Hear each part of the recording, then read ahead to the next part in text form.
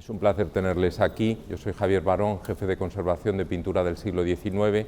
y les voy a explicar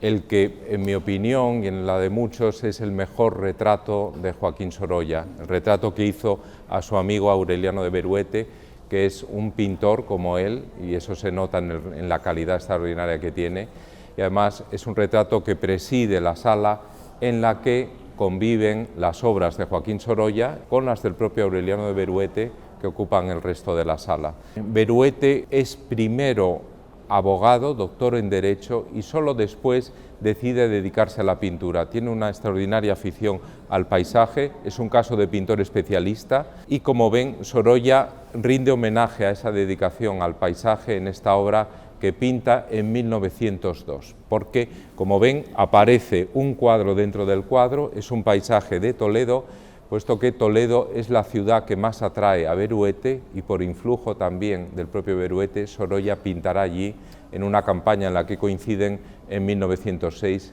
y después de muerto Beruete en 1912 vuelve ya allí Sorolla otra vez. Fíjense que está sobre un caballete de campo, como los que efectivamente utilizaba para sus campañas Aureliano de Beruete, que se iba todos los meses de octubre, entre 1875 y 1911, el año anterior a su muerte, los pasó esos meses de octubre en Toledo para pintar. Estaba un mes allí y pintaba con ese caballete de campo, ¿no? En esas campañas podía hacer 2 docenas de cuadros fácilmente, ¿no? Pero era un pintor que en estos momentos, cuando le pinta Sorolla, en el año 1902, está experimentando la necesidad de un cambio hacia una pintura más luminosa, que son los mejores cuadros de Beruete, los de su época final, entre el año 3, que es cuando se produce ese cambio, hacia el impresionismo, con una pincelada muy amplia y con un color puro, de tal modo que Beruete es, junto con Regoyos, el único ejemplo de impresionismo puro en la pintura española. Más tardío con relación a los modelos o a los ejemplos franceses, pero sí que es un impresionismo puro, porque es un artista que trabaja del natural, que utiliza el color puro y que también utiliza la pincelada dividida, que son los 3 rasgos que nos permiten dilucidar si una obra es impresionista o no.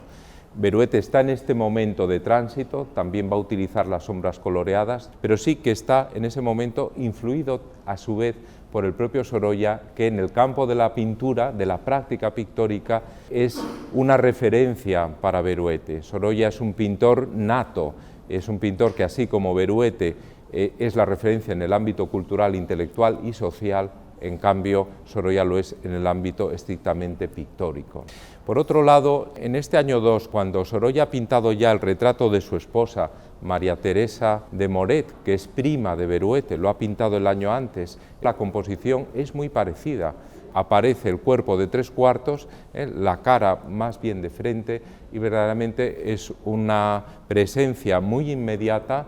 casi casual, porque fíjense en este caso cómo está rodeado de su abrigo, cómo tiene el sombrero flexible entre las manos, como si se acabara de llegar y quitárselo, todavía tiene los guantes puestos, como si estuviera sentado en un momento. No es un retrato de posar, como podría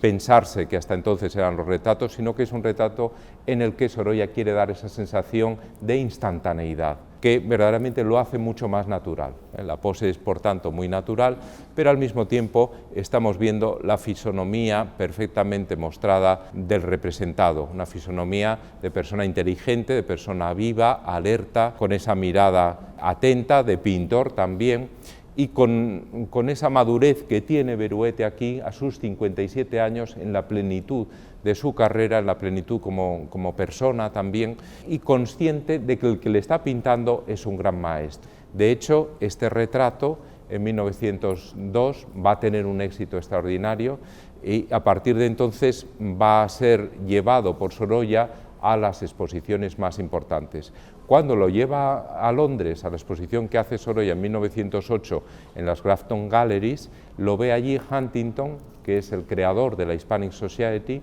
que en ese momento está meditando la configuración de una gran galería de retratos de personajes importantes españoles de su tiempo, y que al ver el retrato magnífico de Beruete lo quiere comprar. Entonces Sorolla le había regalado el retrato a Beruete, igual que había regalado a su esposa el suyo, y en ese momento le escribe una carta para decirle si no le importa que ese retrato pueda vendérsele a Huntington, porque él le hará otro, él se le ofrece para hacerle otro que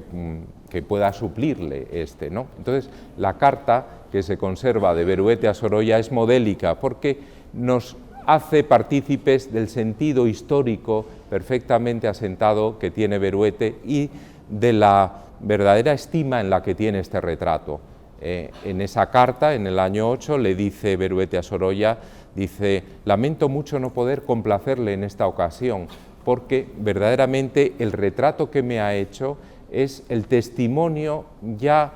inmodificable de un tiempo histórico, de un tiempo que no ha de volver. Independientemente de la calidad que tenga el que usted me haga ahora, que probablemente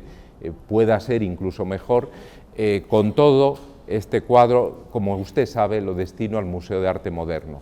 como efectivamente hizo, ¿no? A su muerte, el retrato pasó a las colecciones del Museo de Arte Moderno y de ahí, al entrar en el Prado, pasó al Prado. Lo que vemos es un homenaje a la gran tradición de la pintura española, un homenaje a Velázquez, igual que en el de su esposa, en la calidad extraordinaria de las adaptaciones de los grises y de los negros. Fíjense, los guantes más grises, la cinta del sombrero más gris, con los reflejos bellísimos, en colores más azulado, más negro el sombrero, el gabán, con los botones que brillan cada uno de un modo diferente, porque la luz va incidiendo de un modo distinto, dados los distintos planos en los que están. Fíjense también el chaleco, la chaqueta, y cómo todo ello pues verdaderamente es una sinfonía maravillosa de tonos grises y negros con un gran homenaje a Velázquez. Fíjense cómo la luz aparece resaltando la cabeza de un modo casi escultórico con respecto a ese fondo que cuando se habla de él por parte de Juan Ramón Jiménez, dice que es un gran retrato velazqueño, que habla, él se refiere a los fondos engañosos, en el sentido de que no sabemos dónde termina la profundidad de Velázquez y del Greco, y verdaderamente aquí no lo sabemos tampoco, ¿no? Fíjense que hay una parte más clara para que veamos que asienta el caballete de campo en el segundo término, pero el resto nos perdemos, como en los cuadros de Velázquez, en los retratos, nos perdemos esa arista que separa el plano horizontal del vertical, y todo es una atmósfera envolvente en la que no hay esa definición espacial clara y da esa sensación de misterio que verdaderamente Sorolla bebe en Velázquez, a quien estudia en el Prado y a quien comprende muy bien. Ha sido un placer hablar de este cuadro, porque no solo es la extraordinaria calidad de la pintura, la extraordinaria calidad del personaje retratado, sino también esa convicción acerca de lo que puede hacer alguien que puede apoyar a un museo, y un ejemplo verdaderamente eficaz y verdaderamente magnífico al cual en esta sala y en esta charla rendimos homenaje. Gracias. Gracias.